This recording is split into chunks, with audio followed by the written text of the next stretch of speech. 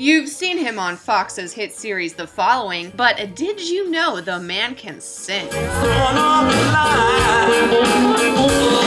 Kevin Bacon and brother Michael, Emmy Award-winning composer for film and TV, have been playing together their whole lives. The guys have been making music together as the Bacon Brothers since 1995. We were lucky enough to catch up with the guys while they were in town. Here's what they had to say. So I know rock and roll has been a big part of your lives since you were like yay high. When did you start making music together? Let's see, I would say Kevin was about 2 or 3, something like that, and I would be playing my guitar. I'm 9 years older, so. But I just remember us always playing music together, and it's kind of we're still doing that. How would you describe your sound to viewers at home who haven't heard your music?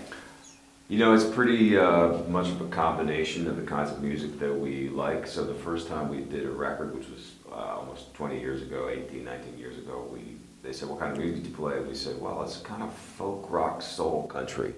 So we decided to call it Foro Soko. So the record was called Foro Soko, and that's how we describe our music, and it's amazing that all these years no one's picked up on that. So you guys write all of your own stuff. What's your creative process, like when you sit down to write music or a song? Well, a couple of answers to that. We used to collaborate a lot on writing songs, because when Kevin first started doing that, he really didn't play an instrument. So he would sing me the melody, I'd write and arrange the song.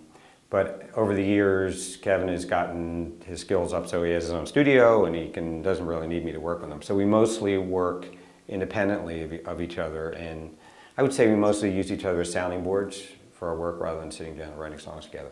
I heard an interview where you guys said that in certain parts of the country, you know, certain cities that really dig your music. How do Philly fans stand up to that?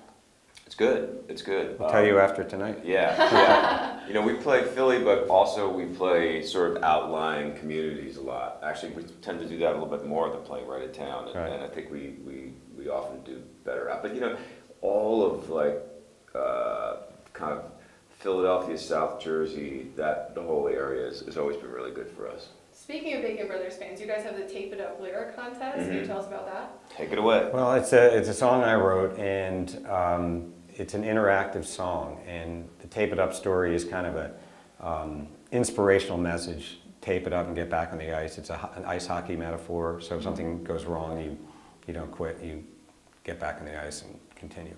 So what happens is people will write an embarrassing or humiliating story that they would want to be sung this song for. So they tell me the story, and I pick one that I like, and I write a verse to it and fit it into the song. And then usually I write a verse for myself. So between now and tonight, I have to write 2 verses, one from the contest winner and one of my own. And then the contest winner comes backstage, and we say hi, and we dedicate the song to them. Yeah, exactly. That is so awesome. What's your favorite story that you've had a contestant? Oh, there have been so many good. I guess my favorite one so far is this woman from Texas.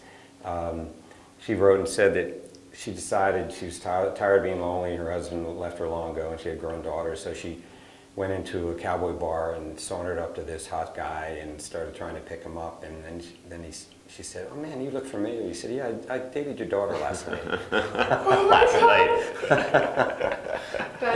That definitely is the case. Like, that's awesome. Really she taped it up. Your fans on Facebook are really sweet. Do you guys sign on and read all the nice comments? We did. Yeah, sure. That's great. Do you guys tweet too? Are you on your Twitter? Yeah, tweeting away.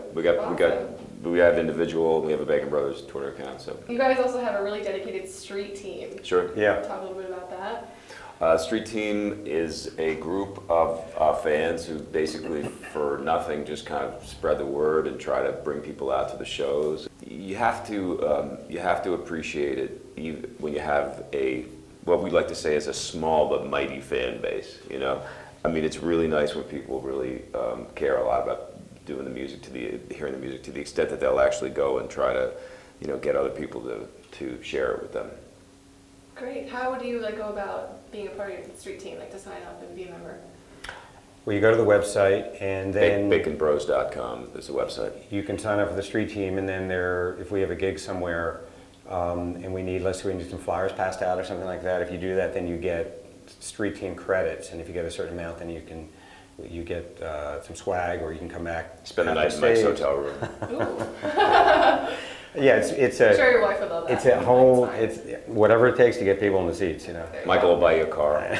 Ooh, what kind of car? Anything you want. Red Beamer, let's go. Okay. So it's great. It's one of those things that couldn't exist without social media. And when you're in a band and there's really no record business anymore, and it's impossible to get played on the radio. So your live gigs are kind of the most important part, and they really help us a lot. Any place in the country, it's a great support system.